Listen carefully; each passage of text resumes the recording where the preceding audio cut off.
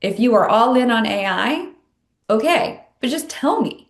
I'm not going to think less of you as a brand that this creative was AI modified. I really won't. And then there's a whole discussion about at what qualifies as AI modified. Is it that Exactly.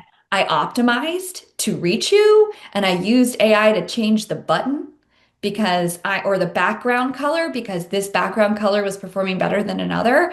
I'd argue that's okay because it's not changing what I'm seeing in terms of the product I'm going to buy or the people using the product or how they feel.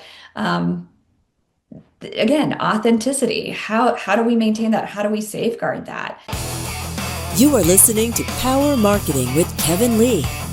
Kevin and his agency Did It have helped thousands of businesses win through superior marketing, as have his books, articles, speaking engagements, and the E-Marketing Association Power Marketing Podcasts. Here's Kevin. Hi, I'm Kevin Lee with the E-Marketing Association. I also run Did It, an agency, as well as a Brand Truth Nutrition, a nonprofit, and a bunch of stuff in my incubator. So I keep pretty busy. Super excited to have Brianna Gays on, who's the Chief Marketing Officer at Smartly, which is a sort of MarTech ad tech platform that sits in the ecosystem, helping out in particular enterprise level marketers. But let's start off with like your day to day, Brianna, and the challenges that you and your peers who are also doing B2B marketing are facing in time allocation, budget allocation. So how are you thinking about things on a go forward basis differently than you had in the past? Time allocation, budget allocation, and how do we keep up with technology? That is what keeps me up at night. How do we keep up with AI? Um, we are we are in the middle of what I see as two massive shifts, and that's affecting both B2B and B2C marketers. First, we've got entertainment converging. Entertainment is everywhere. The way that I was entertained a decade ago is not the way that I'm entertained today. If you stop any man on the street and ask them where are they getting their entertainment, 10 years ago they probably would have dropped oh, I'm watching HBO or I'm watching television. I'm scrolling on Facebook. Now you ask someone, and the answer is dozens. Netflix, YouTube, Roku, Reddit.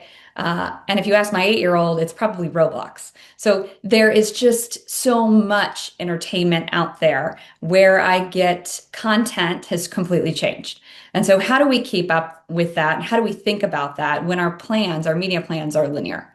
The other major shift that we're seeing is what I mentioned earlier, it's AI. And how do we keep up with AI?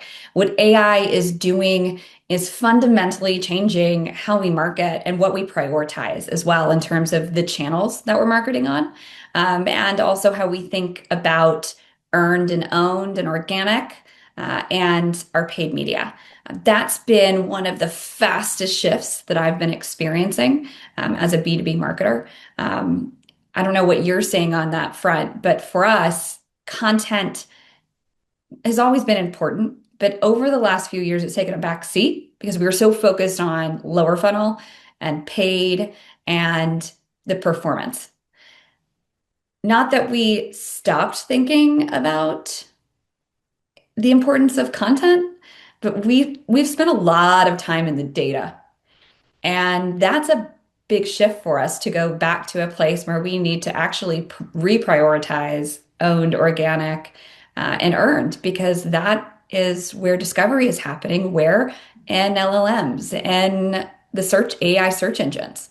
It's converging our entire discovery. And so content is even more important. So two big shifts, entertainment is converging and AI is fundamentally changing marketing. Those are the big things that are happening, but AI is really at the center of all of it.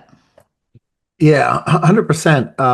And it's interesting how important earned media has become, right? So I started doing SEO before Google was even founded, right? And still doing SEO, which is a foundation to GEO and general AI visibility. And it's really been amazing that PR, digital PR, and any crawlable social media are all foundational, but to different levels for different types of marketers, right? So depending on Mhm. whether you're B2B or B2C or SaaS software, right? The citations and where the content should live, the mix is different, right? And so marketing teams are struggling with that because, and they also don't want to create slop because whether they're learning from peers or they're reading in the press, the trade press, like, okay, AI ingesting its own slop is not generally helpful. No. And so it's also brought back this importance of user generated content, right? Mhm. Which, when you overlay that on top of people's desire or marketing teams' desire, either the CRO or CMO to start doing more and more conferences, the smarter marketers are saying, okay, conferences aren't just to meet and greet and shake hands and have substantive conversations, but also they're a content generation node, right? And so they're They really are. thinking more about the same way PR is no longer the hit that disappears. Events are now long, they have longevity in relationship to content. So They from have that to become, perspective, it becomes evergreen. what was that? It becomes evergreen. It's Yeah, I mean, what, I was Mhm. lucky enough to be an investor in the Possible conference, which exited already, right? And I think you had your team down there, and that's a great example of how that conference evolved since its founding, right? To create even more activations, and pretty much everybody's teams are out there with their iPhones and their clip-on mics, capturing the content, whether it's testimonials from customers or conversations with prospects. And Mhm. that stuff becomes evergreen, right? Because your sales team is saying, "Oh, can we record this conversation?" Or "What assets can you bring me from the conference if I wasn't one of the people that attended?" And so it really is. It does sort of remake the conference side of earned media, which then feeds part of the content machine. But I think the challenge that a lot of folks are thinking is like, "Oh, so how much do I invest in this content engine?" I understand it's important. So I'd love to hear how you're thinking that through. And are you finding areas where certain investments are yielding fruit, not just in preparation for GEO or AEO visibility, but Yeah. meeting other needs along the way? So yes, I want to go back to the point you made about that, PR used to just be one hit.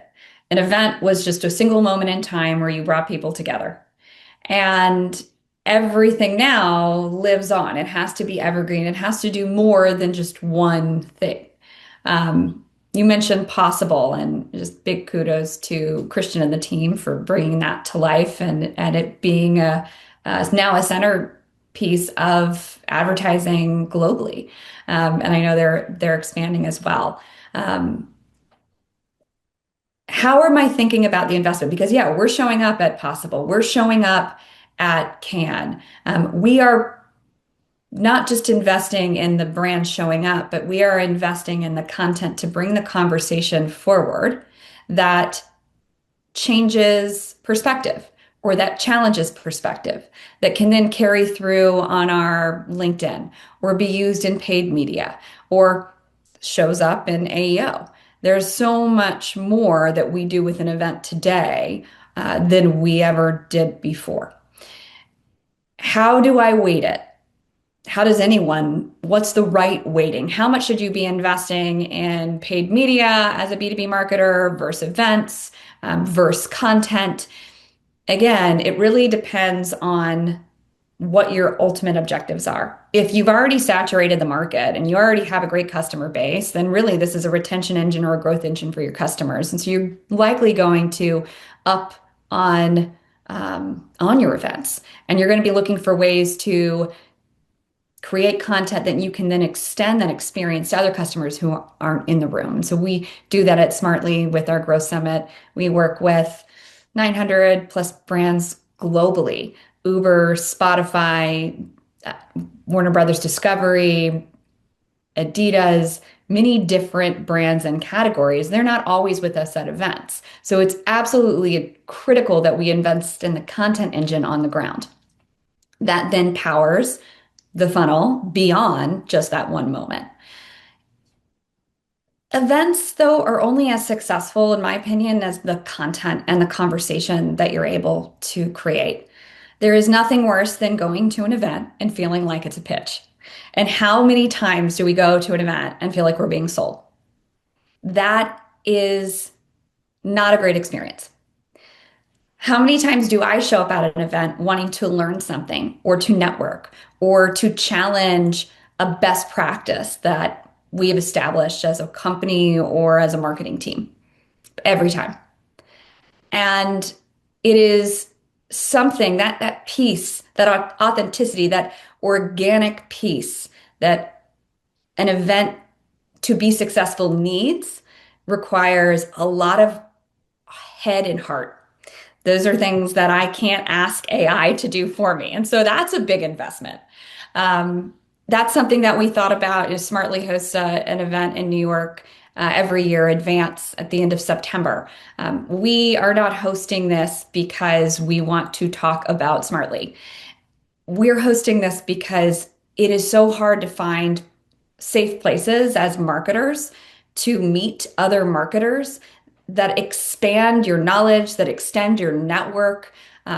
You can go to so many conferences and just miss that because there's so much going on. And so we were really intentional about bringing this forward. And I'll give all the credit to the hearts and the heads at Smartly for saying, this is the big bet we're going to make. We're going to take this swing because we believe in this. And yes, technology absolutely helps us scale that content. And then, we are always thinking about different ways that we can personalize the creative and scale that creative quickly. That is the hallmark of creative intelligence and kind of where I think our industry is going, both B2B and B2C. Yeah, I'll use technology for that. That's important. But Yeah, for yeah, example, for sure. I think it's an interesting segue into creative, right? Is you were talking about entertainment, right? And I think some of the marketers, depending on the brand, are trying to make their advertising bridge into entertainment because it has to push the emotional buttons, yeah. right? And so then once you start to think about that, because part of the entertainment, again, if you ask a person on the street, like, what do you do for entertainment? That bridges into creator marketing and influencer marketing, right? And so to the extent that that becomes creative, you can use in CTV, for example, and sort of the best messages end up sort of bubbling to the surface because, you know, the Eggo Waffle Company had some kid who said, "I love waffles," right? And that became a moment that they could capture and use in their ads, right? So, how should the marketers who are doing sort of creative optimization think about, okay, we've got humans in creative, we've got sort of the old command and control way of creating ads, which is I give an actor a script, he or she reads it, and that's what I use. And then you've got creators all the way down into the end user customer who may be creating content, and maybe that's used. So you've got a huge continuum of creative assets and messaging that you might need to deploy into your media plan. And I know that that's sort of part of where you guys sit in the ecosystem. So, how does technology and the right stack help people take full advantage of that creative diversity? So there's no question that we are in a state of creative abundance. We have more creative than I mean, some people would say we have more creative than we know what to do with. But in Right? actuality, we don't have enough. We just don't have enough. What I consistently hear from marketers is I've got so much creative, but I just seem to not have enough. I don't have enough variety. I don't have fresh, relevant creative. I need this creative to be personalized. And it takes a massive amount of time and effort to get to where we need to go. And we just don't have that. We don't have the time. It can take days. And for us, days is years. Days is years from a consumer standpoint. I get on an app, I do not want to see the same creative twice. When I turn on a program and I'm watching on Netflix or Roku or Amazon, there's nothing worse than seeing the same ad twice. I don't know if you have you ever experienced that where you had like the same ad multiple Ab- times in a show because that's how Absolutely. you were targeted? And I've sat next to people in the ad industry while we happen to be consuming CTV content and just said, "Oh my God, where's the frequency cap on this?" Right? Because it's one thing to try to solve the fact that I'm on multiple devices and frequency capping when the social graph doesn't transmit my identity out, right? But it's a Mhm. different thing when I'm watching, let's say I'm binge watching a particular show that's ad supported, and I watch it like blow past like an 8x, within a, let's say, 2 hour binge watch. It's like way past 8x times I've seen this ad. And I'm like, somebody should be fired for this, right? And of course, I've actually taken screenshots of like the fifth or sixth time and said to myself, I'm going to find this person and like, rat out the agency or whoever it is. Me too. Me too. You're not alone. Like, where does this leave us? There is this real untapped opportunity in CTV. Truly, it's untapped. Um, you talk about frequency capping. What does technology allow us to do? It actually provides us with the capability for real-time reach and frequency. Like we can do that in digital, we can do that in social. We can do it in open web, we can do it on social. Why are we not applying it to CTV? And that was the premise of Smartly as we expanded a year ago or 2 years ago into CTV and building better creative experiences with Roku and Amazon. It was many of us sitting and watching and saying, hey, where's the frequency cap? Also, I've seen this creative. I've decided I wanted to binge watch, and I've seen 3 episodes, and I've seen the same creative at least 5 times. And we recognize, and I think you probably recognize too, brands don't want that. They Of want more course. creative. And this goes back to we have creative abundance, but we still need more because entertainment is everywhere and we are consuming more and more on more channels. And so this is where we need one platform for all of it in one place to improve our workflows, but to innovate and use the technology to solve these what are not easy. They're not easy problems. They're complex. But we have the tools and the technology now. So that untapped opportunity becomes real. And that's with creative, that's with real-time reach and frequency. That's also with intelligence, the continuous intelligence loop. If you know what's working and you can see performance on a social channel, you should be able to do that in CTV too. And that's a big shift, I think, for our industry and how we buy television. B2B marketers didn't really buy TV or see TV 10 years ago. I'm not, it was predominantly it was for you and me when we're buying products. It was the consumer experience. And what I've really been so impressed by in the last few years of watching both linear and streaming on demand is that more B2B marketers are taking the swings to show up in a contextually relevant environment with smart creative. That takes guts. And also it takes confidence because you have insight into the audience. You have the tools and the tech to really start to look at it more as a performance channel. And now you have the creative capabilities to keep it fresh and relevant. Um, you know, Reality is only about, we did some research with and some work with Forrester. About 25% of marketers say they're able to um, create new creative to freshen up their creative in less than 48 hours. Only a quarter of marketers can do that in 2 days. By the time you traffic that creative, you go through approvals and you traffic it, you're talking days, weeks. It defeats the whole purpose. And so it is now as an industry, we're doing this on so many other channels. Why stop? Why not bring those relevant, fresh experiences and the ability to create more for the right person? Why not do that in CTV? So I guess the question becomes, at what point does a particular user persona or demographic or psychographic become big enough to deserve its own creative?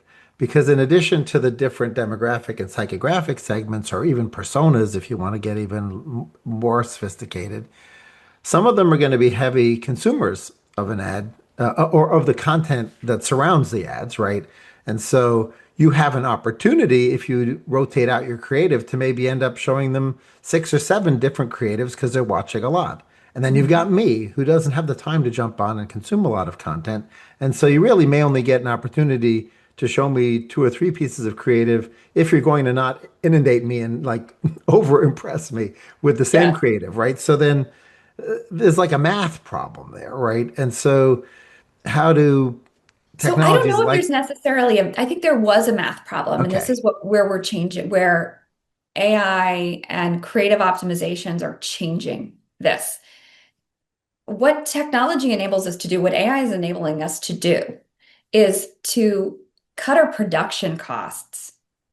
I mean, in a perfect world, you cut the non-working dollar, by 60%. And I'm not talking about the heads and hearts and the amazing people that are bringing these stories to life. I'm talking about the hours, the painstaking hours that it takes to actually come up with multiple assets to reach you or to reach, to keep engaging with a persona. And where are those, where is it going, the cost analysis, like where is it just too expensive? That doesn't make sense. AI lets us get there a lot faster. So if you have the brand guidelines and you have the governance established, there's nothing that stops you. The cost is a fraction of what it was. And that is a big change, I think, for our industry to see it, to experiment with it, to see it, and to challenge the old model, not to replace the great creatives, but to shift work. do you feel like the CMOs for some of the bigger advertisers who have the ability to tap into the creative diversity and make their campaigns more efficient as a result of that micro targeting and micro segmentation, do you feel like they're still stuck in this command and control mentality where they want to approve every creative, and whether it's the agency's creative director or the brand manager or the CMO, especially given, how many, what their tenure is, right? They may still come from that command and control generation on how marketing was done and how ads are produced, and so if you sort of think about Super Bowl advertising, right? It's basically you obsess for an entire year about that one thing that's going to run on the Super Bowl, and that's the ultimate command and control mentality on the ads. Whereas sort of dynamic CTV and the taking advantage of the hyper segmentation is very different. Right? Mhm. Do you feel like enough of the marketers are ready for just creating the structured brand guidelines and the guardrails, and then just saying, okay, I'm comfortable letting the technology loose? I'm smiling because that's a hard thing to break for all of us. Command and control it's it's hard because, like the Super Bowl ad, these are your brands. This is an extension of your team, of you, of what you're representing. And it is beholden on, whether you are the chief brand officer or the CMO or the creative director or the chief creative officer. This is this is everything. And so to relinquish command and control is pretty scary. I don't think they need to relinquish it. And we're starting to see this happen more and more with different leaders across the space. They don't relinquish it, but their skill set of how they approve and how they input change. They're developing a new a new skill set and chain open to change and changing. So instead of the manual process of everything going through a dam and going through the old school approval process, you're now training models and agents to look for your brand guidelines. The hero asset will never go away. Your Super Bowl campaign should never go away. But when you get down to the dynamic bits, the command and the control doesn't have to stop or be relinquished. It's just how do you use technology to extend yourself and get comfortable and confident in a sort of AI first, AI everyday environment. I don't trust technology to do my job, but I do trust that we can train models and we can train platforms to be an extension and a co-pilot. Is everyone going to give up command and control ever? No. And I hope they never do because this is where creativity comes in. This is where what makes a great marketer. You don't want to lose that. You don't want to lose that relationship with your team and with the creative approvals process. It's just changing it. It's changing it. So do you feel like when you have the power of the AI to both create and measure, that within each segment and within each persona, essentially the great creative bubbles to the surface like a meritocracy, right? It has to earn its way into the rotation to some extent. It has to earn its way. Yeah, it does have to earn its way. And you're going to use the data to back it. You're going to know, okay, this is resonating, this is not. We're seeing engagement here. And because you can get that in effectively real time, um, it gives you information and data to extract the insight to then turn it into something else. But getting stuck in it and over optimizing for it is just, I mean, that's all marketers. We could get stuck in the data every single day and just keep looking and saying, okay, this isn't working, so I'm going to change this immediately. I think that's where the value of intuition comes in. No, I'm actually going to keep running this because it's right on the edge. I'm not going to change the creative out, or I'm not going to go and do, another set of versions. I'm right on the edge. I have confidence that if we give this, we let it run its course, we will, hit or we will exceed our benchmarks. That's when the swings take place. That's the intuition. And great creative sometimes will come from that. And then also you might something new might emerge. But it really is dependent on, how much you're willing to give your intuition versus how much you're going to give to the data. And that's its own challenge. I don't know if you're seeing that with marketers today and how much they're focusing in on the data to tell them where to go versus intuition and what that right mix is. Yeah, I mean, definitely, advertising remains an art and a science. I think the real question is on the art side, how much of that can actually be collaborative with AI, right? And so, the sort of big picture art, like creative messaging, and then there's the Yes. sort of more tactical down in the weeds stuff, which, leads me into the whole area of AI creative and both consumers' responses to it and regulatory changes, right? So New York State, I believe, has said if you're going to use synthetic humans in an ad, you need to label them, right? And I don't know that that's necessarily become national or whether it will or not. Plus, you've got different groups depending on their age. Certainly, my kids, when they see synthetic humans in ads, they're like, oh, that's AI slop, and they want to vomit on it. And yet you see within YouTube and YouTube Shorts examples of millions of dollars being put behind ads that are performing, which are clearly synthetic, right? And Hmm. so where do you see that going? Oh, I feel like we're reliving sort of data gate of the 2010s. But I call it data gate. You know what I mean? Yeah. Where do I see it going? I mean, I think your kids and my kids are actually the barometer for us. Um, they are the consumers that we should be thinking about. And their natural response is to reject, and I think that's valid. Um, I don't want an ad that is synthetic, and I don't with a synthetic human, or that I that could pass in time for me.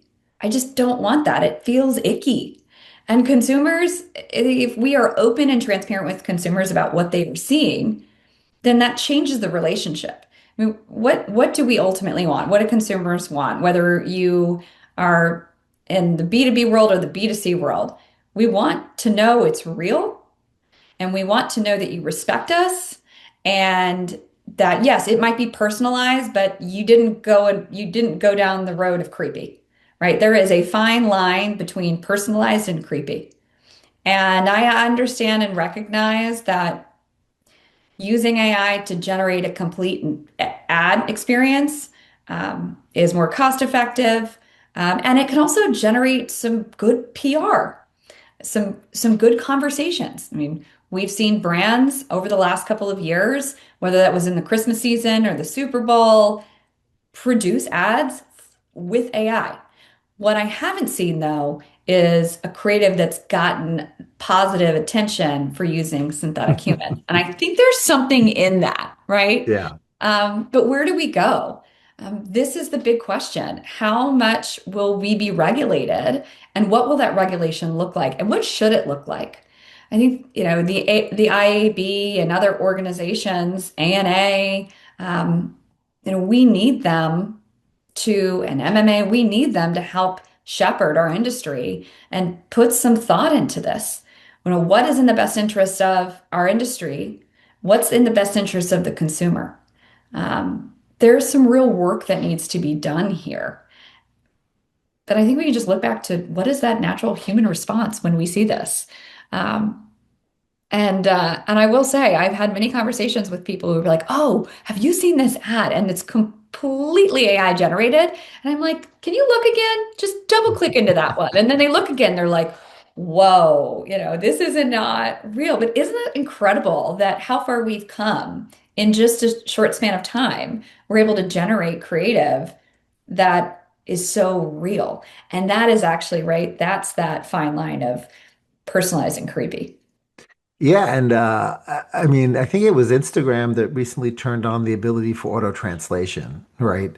For Hmm. your social posts, right? That happens to be, creator earned content or entertainment content, essentially. But, you know, I've certainly looked at a few of those and, sort of scratched my head and thought to myself, like, okay, will my kids be okay with this, but not okay with synthetic ads, right? Because I find some of those auto translations still a little bit creepy, for sure. And you have to wonder, But one of the platforms who I think is leading the way here is actually Pinterest. And they recently announced that they're applying that automatic AI modified label to images where pins detected that there's sort of generated or altered images or video. And look, like that's a big step. But I do think they're onto something.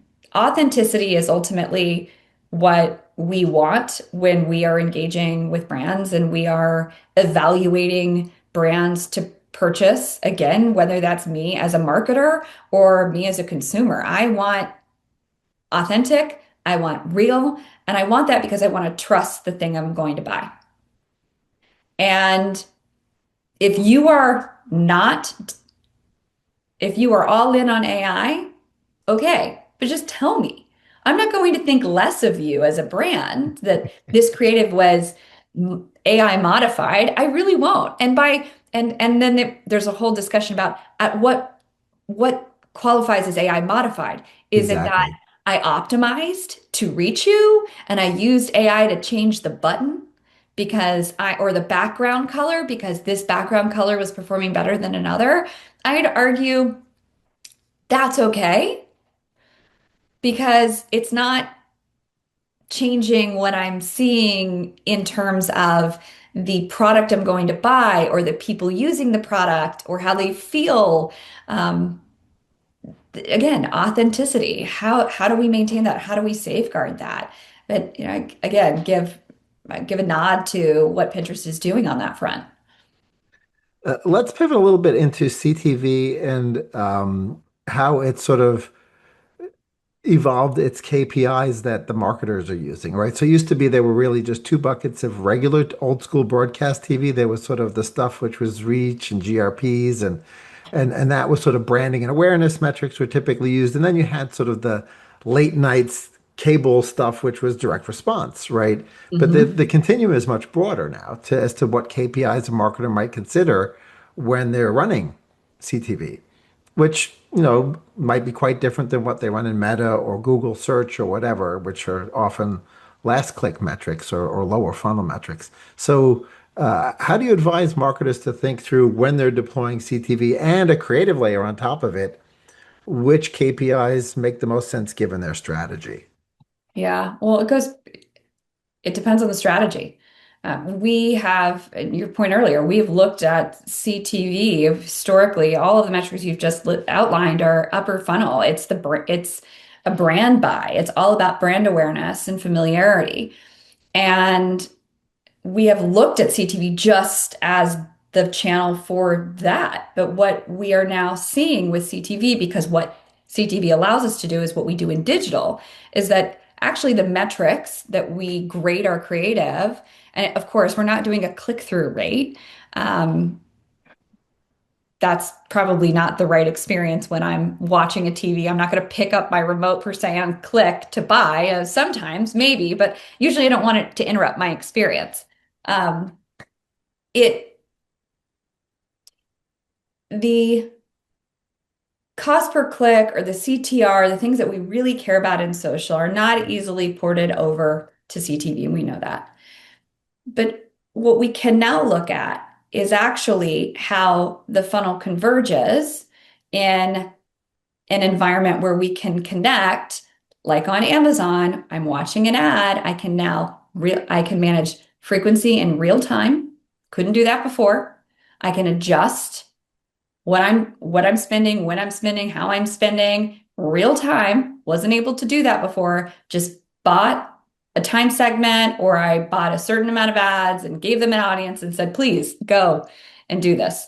Um, Now I can say, yes, I have that. And I'm also advertising on the Amazon experience. And again, this is just, one example. You can also find examples with Roku and others.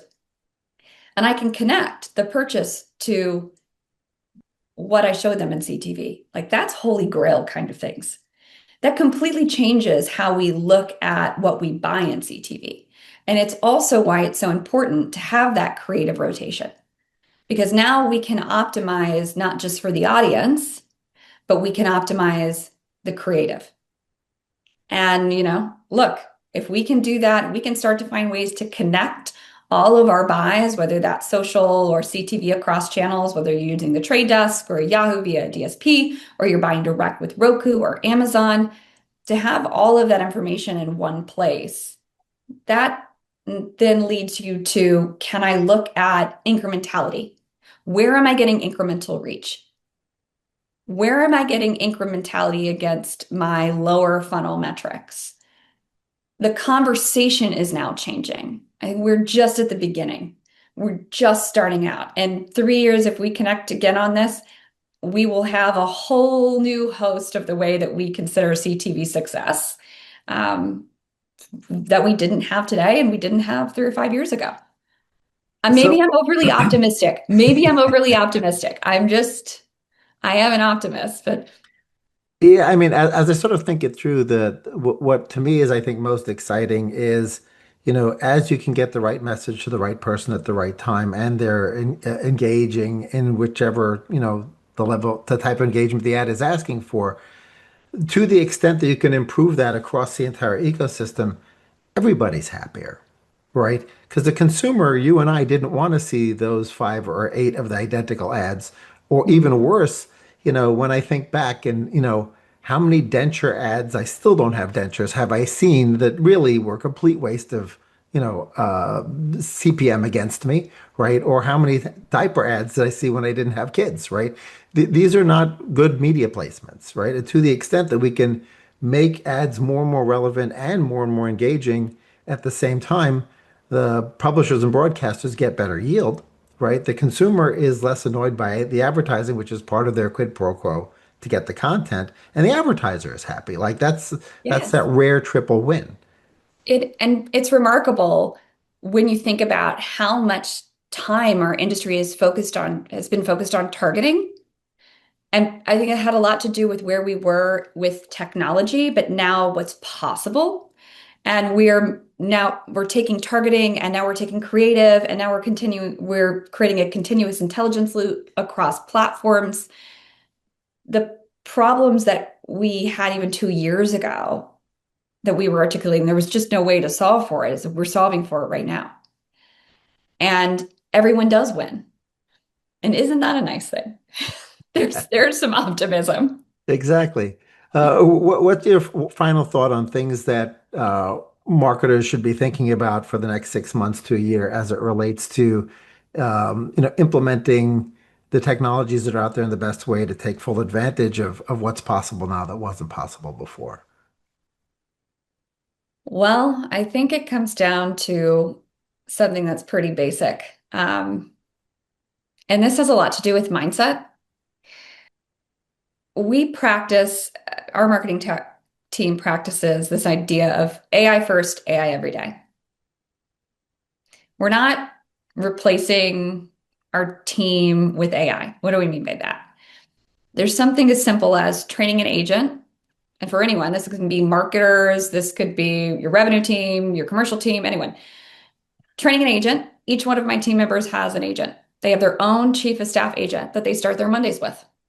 It's connected to Salesforce, it's connected to Gmail, it's connected to Zuddle, which manages their events, it's connected to Slack, it's connected to every platform that they use.